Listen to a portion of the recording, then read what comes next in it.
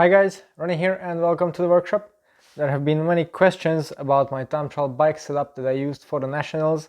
So today I decided to do a detailed video about, the setup that I've used and all the individual bits that took part in my victory. So just to strike a couple of broad lines here, the fundamentals have been unchanged. To basically what I've been already using. So the frame is an S-Works Shift TT in a size XS or extra small, which I've been using and switched to this season from a size S that I was riding on last season. The group set is Shimano Dura-Ace Di2 with a couple of exceptions in a one bike configuration. The wheels, the front one is a Head Vanquish 8 Pro, which I've been also using for all of the season, and the rear wheel is a Head Vanquish disc. Now a couple of you have thought that this is just a regular head wheel with a disc cover on it or an aftermarket solution, but it's not. It's the actual disc wheel from Head and it's super fast, so I really like that one. The tires I've used are the Veloflex Records, and I've opted to go for brand new tires for the event just to eliminate the risk of punctures. However, in hindsight, I thought that this might not have been the best idea. And the reason for that is when I put on my new tires, then they were a bit stiff in the sidewall, and when I looked at the ones that I took off later, these have become extremely supple just by the added wear and exposure to the elements. Well, World Mechanics used to age tubulars for a long time now, and I think this could be the reason. So actually I think the old tire could have been a couple of fractions of a watt faster. Some other interesting things regarding my tire choice. Well, unfortunately, the records are only available in a 23mm width, which firstly is a slightly too narrow for the very wide head wheels, and secondly, 23mm tires have quite a low volume. And that was a bit of a problem at this year's Nationals because the course, has been resurfaced, but it has been done quite poorly, I have to say. So it wasn't very smooth. And to combat that, I ran a fairly low tire pressure of 92 psi. But the problem with that is the fact that if you inflate this small tire to a pressure that low, it becomes quite squirmy, so it's not really reassuring in the corners. There were just turnarounds, 4 of them on the course, but it certainly wasn't ideal, and I wasn't really getting too much confidence from the tires, so I lost a good couple of seconds there for sure, but luckily I was able to make it up on the rest of the course on the bumpy bits. Now the same tire in 25-26mm width with larger volume would have been ideal, maybe the course speed, so just keep that in mind for next time. A couple of other details which people have been asking about. Let's start from the front of the bike and the front wheel more specifically. So at the valve, this is a Watchshop aero cover for the valve. It's not fully attached here because I don't use it for training, but it goes on like this and it's secured by a 2mm hex key, little grub bolt to the valve, and it looks like it might add quite a bit of frontal area to the valve, but actually because it's not a cylinder but instead an aerofoil shape, it still cuts drag quite significantly, even though it's a small object. And if you imagine that 50 km/h that you normally ride in a TT, the upper portion of the wheel is traveling at almost 100 km/h, then you can imagine that it can add up. It's a little detail.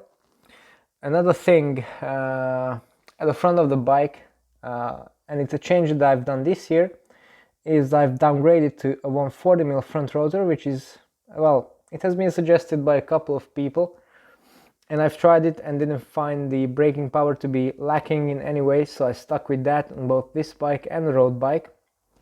Additionally, on the time trial bike, I have AMP carbon fiber brake pads that I have been supplied to test. They have really good bite and they don't squeal, which is nice, and they also don't have the added cooling fins on the pad that Shimano pads do have, which is rather nice because I really think those are fairly unnecessary and they just add drag, even though it's a fractional amount. Then let's have a look at the bars. Now this is of course the integrated base bar of the Shift TT, and it's outfitted with silica grip tape at the levers, Dura-Ace Di2TT levers, of course, for hydraulic brakes. Nothing special there. Another thing I've done, nice detail, is that I've blanked the unused bolt ports to smoothen up the surface of the underside of the base bar, so that's a fractional gain there again. And another thing that many people are asking about are my aero bars. Now, I've said this again, but I will repeat this. These are not the standard Aerocoach Ascalon bars. If you look at them in detail, I think that's fairly obvious. These are specially made to fit the Shift TT base bar, and more specifically my position on it. They're designed to maximize the 10 cm UCI rule with the Shimano shifter there, and they're also outfitted with the silica grip tape on these areas, so I get a better purchase. And they also specifically designed to fit the standard Shift TT carbon fiber armrest cups with their memory foam inserts, which I really like, so I decided to stick with these. They fit my small forearms much better than the huge Aerocoach supplied arm cups, so yeah, a really nice detail. Another thing on the front wheel that I forgot to mention, both of my wheels are balanced for this exact tire setup, so there's no vertical oscillation. This also saves a couple tenths over watt. The front wheel is done by a silica speed balance kit, as you can see here, glued on to the opposite side of the valve. The rear wheel is done in a little bit more laborious way, because obviously there's no exposed rim section to glue this weight on. Then if you go further down the bike, you can see the crank arms. Again, a couple of questions regarding these have appeared. So this is a Quark D4 power meter matched to a Quark Dub SL crankset in 165mm length.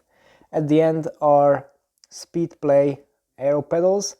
Now I haven't switched to the new Wahoo Speedplay pedals, firstly because the availability is still quite sketchy. Secondly, I still have these, there's nothing wrong with them.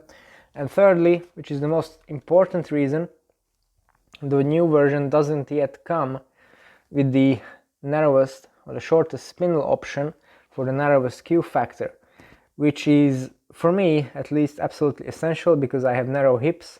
So this is the only way I can get my preferred position. Same for the road bike.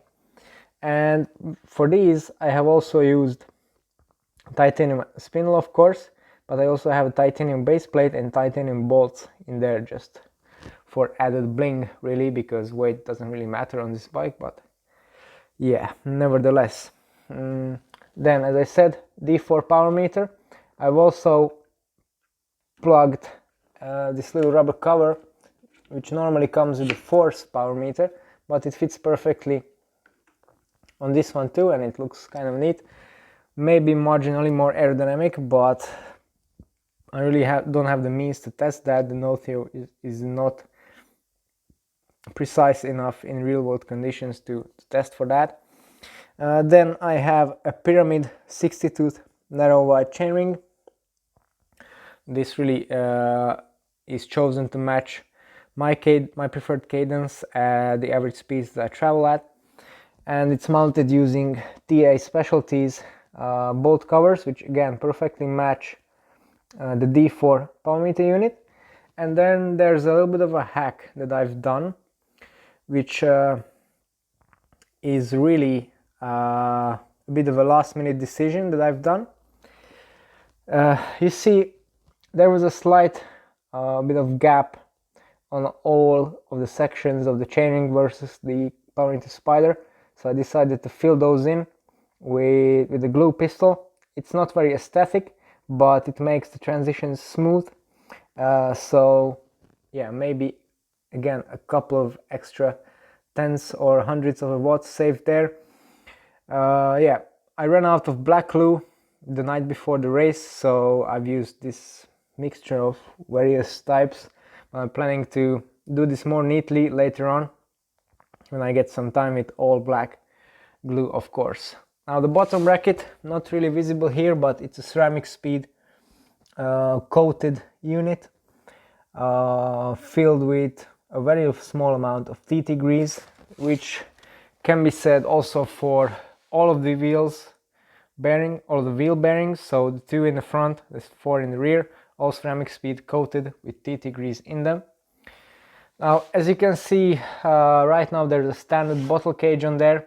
Obviously I had to go back to training since then, so I'm training with this.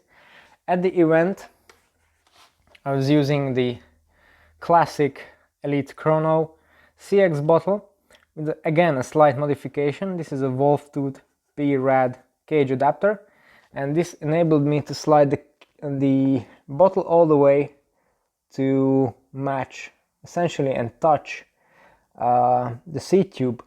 Now, normally with aerodynamics you're not really supposed to make any assumptions whether this is faster or not. Generally it is, but honestly I didn't have enough time to test this out properly, so I just went with it, and my gut, it looks like it has worked, but I'm going to refine this further on as I have more time. Then the saddle, also a couple of questions about that. It's my Selle Repente magnet, which I really like and have been using it for a while now. Not planning to change it anytime soon. Yeah, already talked about the disc wheel at the back. Same tire choices there, 23. Then another part of the drivetrain that I've used is a ceramic speed UFO chain. Again, I didn't stick this on for training, but it only has those 41 kilometers on it from race day because I warmed up on the road bike. So really it should be good for another couple of events, so I'm going to stick to this. Then at the back there's a SRAM Red 11 to 26 cassette. I like to use SRAM cassettes from 11 speed group sets because they really have tighter gaps at the fast part of the cassette, so the lower part, unlike Shimano, which start with a 2-tooth gap right at the middle, and it's quite annoying when you're time trialing. On the flat, the rear mech is mounted to a specialized direct mount hanger, which is again a very neat little part. I use this to zip tie the shift cable onto. As you can see, also quite a neat solution. On the rear mech I have a ceramic speed oversized pulley wheel system, again with coated bearings and pulley wheel oil instead of grease. Of course you don't need that durability here. I was looking at the SLF Motion Aero cage, which might save a couple tenths of a watt again, but I just didn't manage to get that in time, so I stuck with this one. It works as it should, unlike some cheaper options, so I'm happy with that. The valve hole is covered by my signature sticker in there, which was specifically designed to do that, so that's a bit of an advertisement feature for my company. And yeah, that's pretty much it, I think. Now, I said that weight doesn't really matter on a bike like this, but despite the fact it's a quite quite a light setup, to be honest, despite all of this aero geekery going on.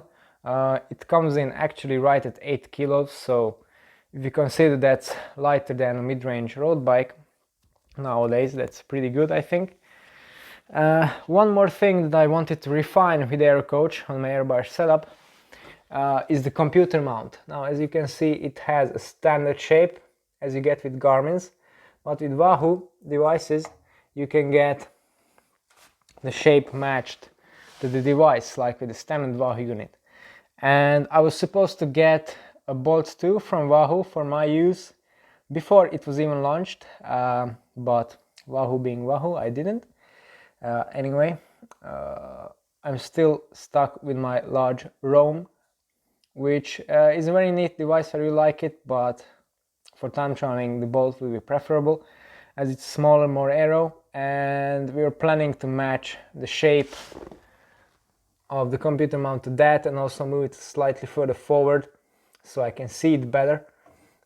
Somewhere around here with a smaller device would have been ideal, but yeah, it's basically the middle of July now, still no sign of a Bolt 2 for me, so yeah, sticking with this one.